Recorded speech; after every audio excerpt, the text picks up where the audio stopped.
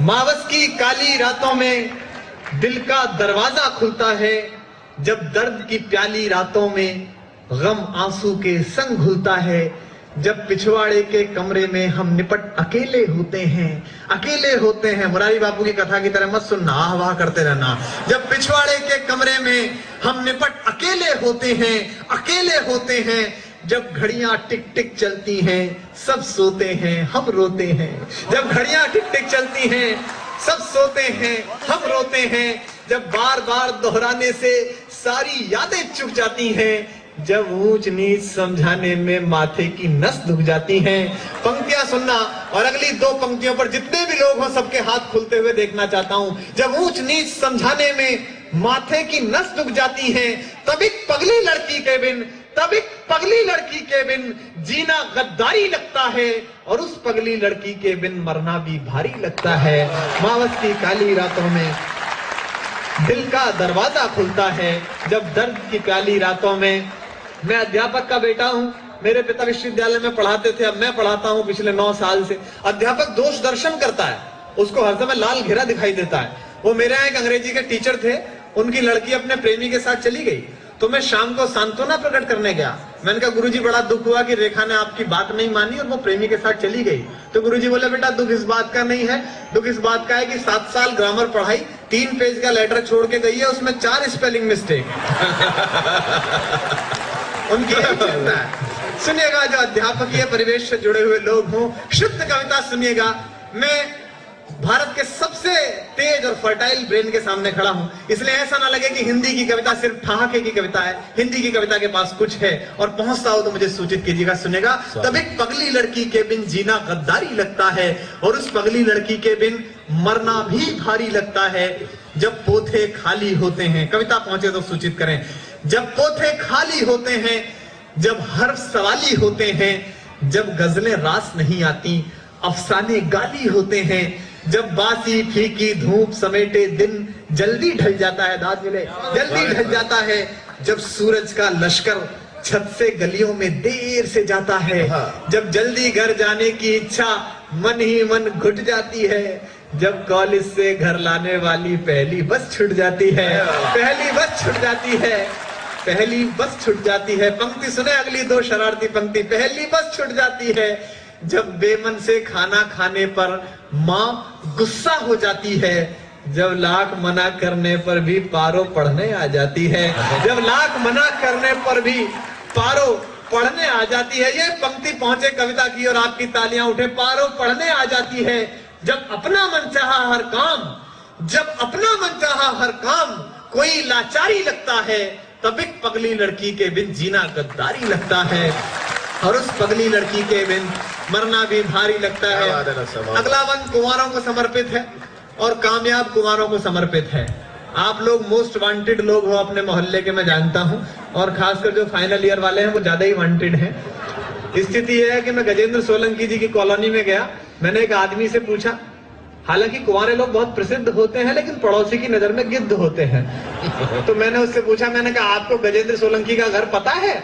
बोले हाँ पता है, इधर से इधर चले जाना, लेकिन प्लीज उनको मेरे घर का पता मत बता। ये रेपुटेशन हो जाती है। कुंवारे लोग सुने सबसे शरारती बंद इस कविता का, और हर पंक्ति में आनंद आएगा। सुनेगा, जब कमरे में सन्नाटे की आवाज सुनाई देती है।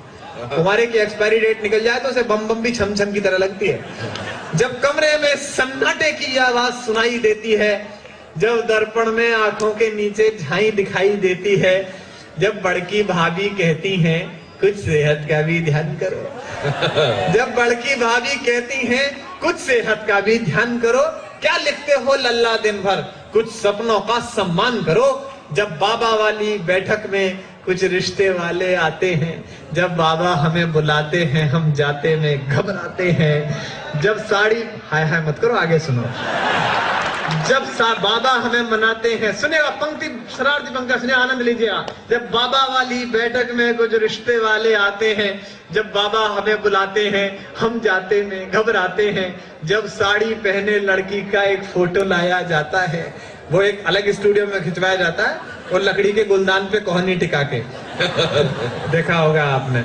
और एक बात और बता दूं, कितनी जीन्स पहन लो फोटो साड़ी वाला ही जाना। जब भाभी हमें मनाती हैं, सुनेगा, मस्ती के साथ सुनकर मस्ती के साथ गा दीजिएगा। जब बाबा वाली बैठक में कुछ रिश्ते वाले आते हैं, जब बाबा हमें बुलाते हैं, हम जाते में घबराते हैं।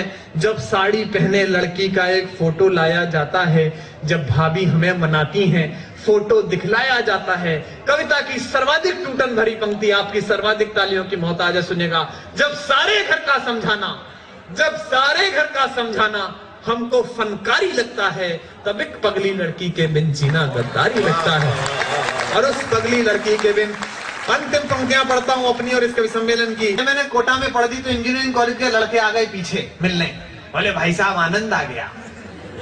मैंने कहा वही उद्देश्य भी था।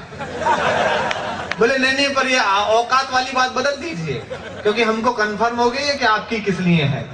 तो मैंने इसको पारिवारिक रंग दिया। दीदी कहती हैं उस पगली लड़की की कुछ औकात नहीं। दीदी कहती हैं, पंक्तियां सुनना वसीम बरेलवी साहब की और दाद देना बड़े शायर को। मोहब्बत में बुरी नीयत से कुछ सोचा नहीं जाता। जिनके बीच अभी झगड़ा हो गया हो 14 से पहले या बाद में, वो सुन लें। मोहब्बत में बुरी नीयत से कुछ सोचा नहीं जाता, कहा जाता है उसको बेवफा समझा नहीं जाता। कहा जाता है उसको बेवफा समझा नहीं जाता। दीदी कहती है उस पगली लड़की की कुछ औकात नहीं। उसके दिल में भैया तेरे जैसे प्यारे जज्बात नहीं। वो पगली लड़की मेरी खातिर 9 दिन भूखी रहती है, चुप चुप सारे व्रत करती है, पर मुझसे कभी न कहती है। मातृशक्ति बैठी है, महिलाओं को व्रत करने का बहाना चाहिए। अभी मैं ओम जी के गया करवा चौथ के दिन, तो ओम जी की पत्नी मारवाड़ की है, वो व्रत रखती है करवा चौथ पे, तो मौन व्रत रखती है। तो हम लोग 12 बजे उठे तो वो बोल नहीं रही थी, तो मुझे लगा कि ओम जी की कोई पुरानी वीडियो फिल्म पल्ले पड़ गई है इनको, अरे अपने को पता नहीं था। तो मैंने ओम जी से कहा यार ये खाना क्यों नहीं खा रही है भाभी? और वो बोले कम वक्त आज खाना क्यों खाएगी, आज ये भूखी रहेगी, इससे मेरा स्वास्थ्य सुधरेगा। मैंने कहा इतना सुधरा हुआ है और कहाँ जाओगे? बोले नहीं सुधरेगा इससे। फिर मैंने 5 बजे फिर पूछा, क्योंकि अपन तो REC से शुरू हुए थे, रीजनल इंजीनियरिंग कॉलेज से। मैंने कहा टेक्निकल डिफरेंस है यार बात में। बोले क्या?